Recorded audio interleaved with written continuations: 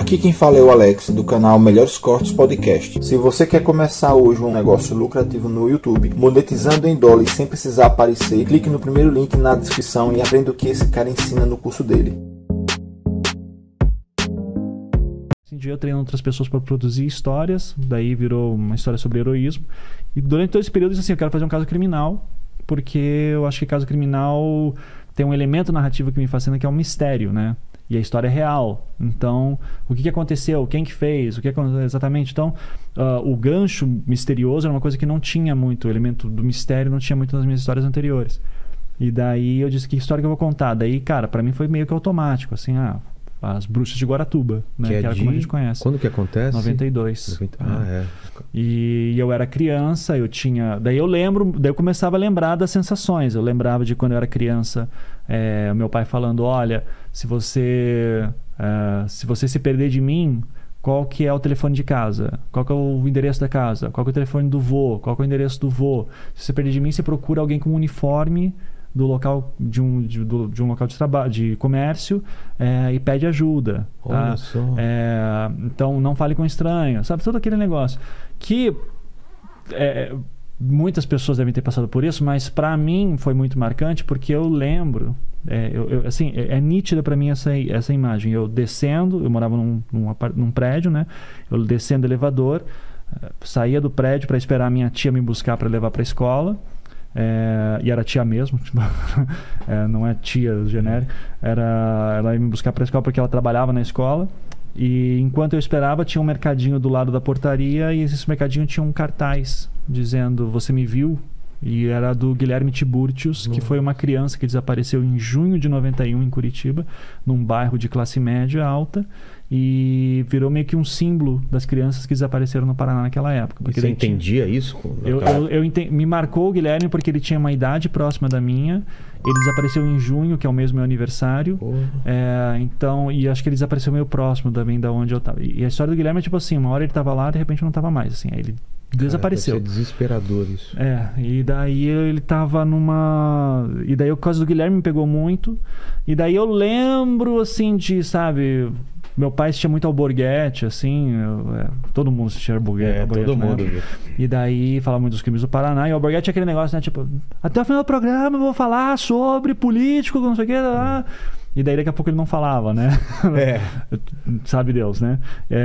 Então a gente assistia muito, e eu lembro muito de magia negra, mataram não sei o que, ritual satânico. Eu lembro dessas coisas. Eu acho que isso faz parte do meu fascínio também. De primeiro momento ter tanto medo do diabo e não sei o que, e depois dizer assim, não, eu quero saber o que é exatamente esse negócio do diabo e do que está sendo dito.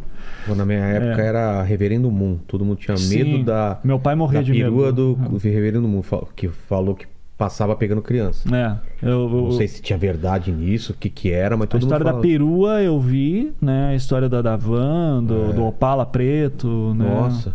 Então isso aí tudo... Metia medo nas crianças, né? Você via uma perua assim... Homem do saco, né?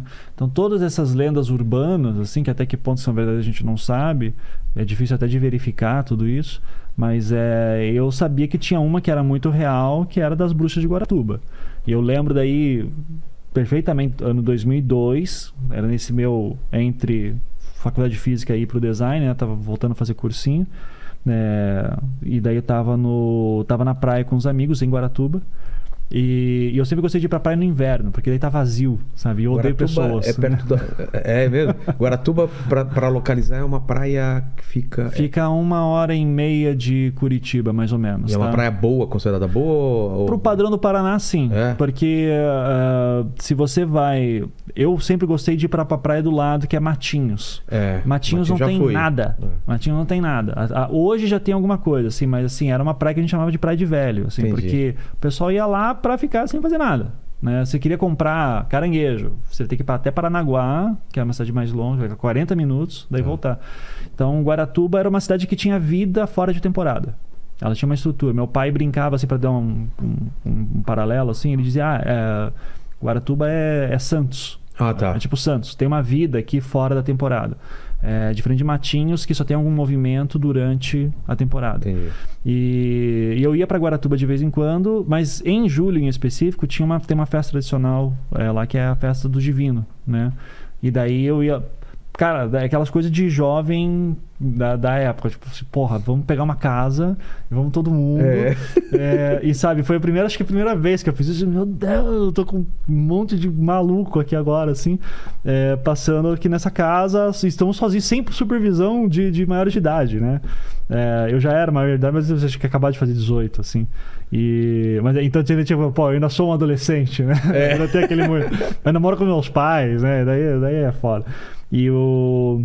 E daí eu lembro da gente estar passando a noite assim na cidade, daí alguma das amigas que estava com a gente fala assim, aqui era a casa das bruxas. Elas matavam as crianças e enterravam no quintal. Então eu falei, caraca, cara. Sabe, e aquilo ficou na minha cabeça, tipo, como assim isso aconteceu, sabe? E daí eu faço mestrado, ciência da religião, estudo Crowley, que era um cara que se dizia o anticristo. Daí eu entendo mais ou menos o que é satanismo como religião e como filosofia. Né? Eu digo assim, cara, eu nunca vi sacrifício humano nessas pessoas, sabe? E daí acho que em algum momento me bate assim, tipo, eu acho que essa história tá estranha. Eu vou começar a investigar. Eu lembro de estar... Essa história acho que eu já contei até pro Andrei, assim, no podcast dele também, no Mundo Freak, que eu tava no...